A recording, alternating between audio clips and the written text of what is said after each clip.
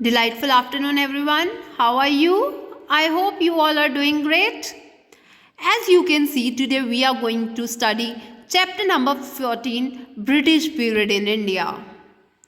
So, in chapter number 13, we had studied that Indian history is divided into three periods.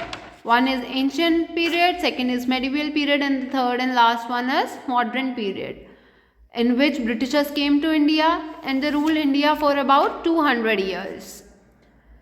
As you all know that Britishers came to India for trading purpose, but slowly and gradually what they did, they ruled India and they exploded India. Did you ever had a talk with your grandparents about Britishers? If you ever heard, maybe you have heard that India was known as Sone ki Chidiya. Anybody? Have you heard? Okay. So, India को सोने की चिड़िया भी कहा जाता था, but Britishers आए, India से mostly resources they have taken away. At the same time, they have given us something. Like what they have given us English language, they had given us many technology, latest scientific technology, they had given us monuments, many other things. वो हम कहीं कहीं पढ़ते हैं, but this is also true. So in this chapter we are going to study how Britishers came to India, what they did, how they flourished, and so on. So let us start with the warm up. I will read this for you. British rule in India brought with it English language, rules, law, buildings, which we continue to use even today. Find out more about changes in British period from your grandparents. Beginning of British rule in India. Before reading, I would like to give you an overview what we are going to study in this paragraph. Vasco da Gama. कभी name सुना है? Have you ever heard? He was an Portuguese explorer. In 1498, he discovered the sea route, which opened up many doors for merchants and traders in India and Europe. Okay, I will read this for you. The discovery of sea route to India via the Cape of Good Hope by the Portuguese explorer Vasco da Gama in 1498 opened up new doors for merchants and traders in India and Europe.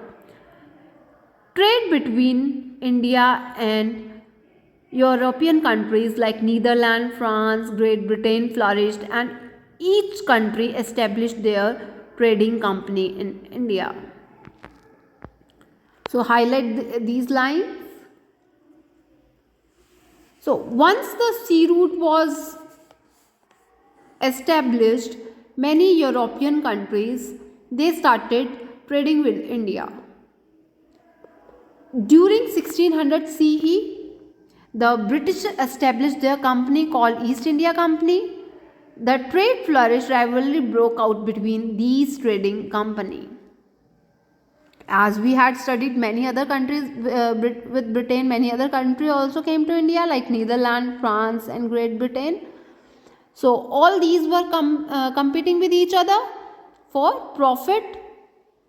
So rivalry was quite obvious, but slowly and gradually the British emerged victorious and went on to control the most trade in India and finally established a colonial empire in Indian subcontinent. Class, in the second paragraph from traders to rulers, we are going to study how the Britishers slowly and gradually from trading started ruling in India. As you know, India is and was quite famous for its spices and clothes. The spices like cinnamon, cardamom, black pepper, etc. were very famous in India, and these spices were very popular in Western countries also. So what Britishers did, they came in India for trading of these spices and clothes, and they take this from India at a very low price and sell same or export same at a very high prices in abroad. For fabric or cloth, what they did, they used to carry the raw material from India and used to process it in Western factories, as Indians were not allowed by the Britishers to set up their factories when they started ruling. So this exploded India very badly. Indian farmers were exploited very badly.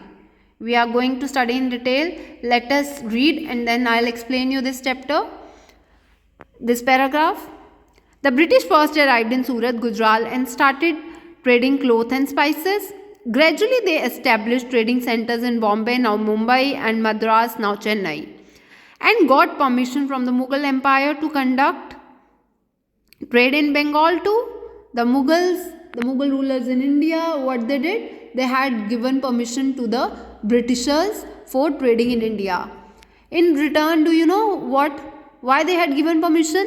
In return, they were having perks. Perks means they were having certain benefits which British rulers were providing them. Since no permission was taken from Sirajuddaulah, the Nawab of Britain, the Battle of Plassey took place, as Sirajuddaulah, he didn't give permission for trading in Bengal, so there was a battle fought by the British army as well as the Nawab army. Then the Nawab of Bengal, the Battle of Plassey took place in 1757 between Nawab's army and the British. The Britishers were able to consolidate themselves in Bengal by removing and making Mir Zafar a puppet of British, the Nawab. So what? With this battle, the British came out much more stronger as they were able to consolidate themselves. Consolidate means to become more stronger or stable. उनके अंदर एक feeling आ गई थी that they are stronger also, एक feeling of powerful and strength also was gained by Battle of Plassey, because they win the battle and they remove Sirajuddaulah and they started ruling over Bengal, and they made Mir Zafar. Mir Zafar, he was the other Mughal emperor, Mughal ruler, and he became the puppet of Britishers. जो Britishers कहते थे, he used to follow that. He used to agree on that terms. This continued with the misuse of power of the British. The combined armies of the Nawab of Bengal and the Awadh and the Mughal emperor faced the British forces in 1764. Later on, after few years, the combined army of Nawab, Bengal and Awadh, they had to face the British army again in 1764. This was known as Battle of Buxar. The British won and gained the right to collect revenue in Bengal. This led to foundation of British rule in India. As Britishers won this Battle of Buxar, they gained an advantage. What was the advantage? The advantage was they were allowed to collect the revenue in Bengal, and Bengal, you know what, was the center of trading in India. It was the most popular state in India and was very big state. It was a financial capital also. So they were collecting revenue from Bengal.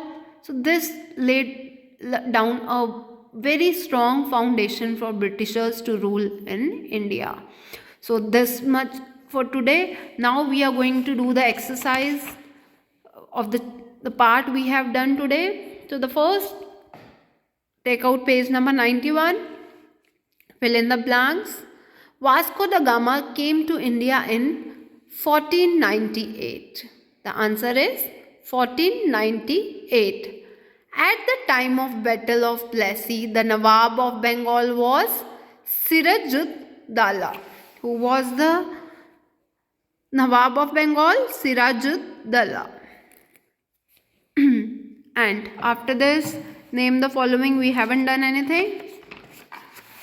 Come to part C. True, false. India was well known for its spices like gold, pearls and silk. The answer is true. The second one, the Britishers were the only one to establish company in India. No, it's false. The correct answer is the Netherlands and France were also trading with India. Bye class, revise this, read it again. Thank you.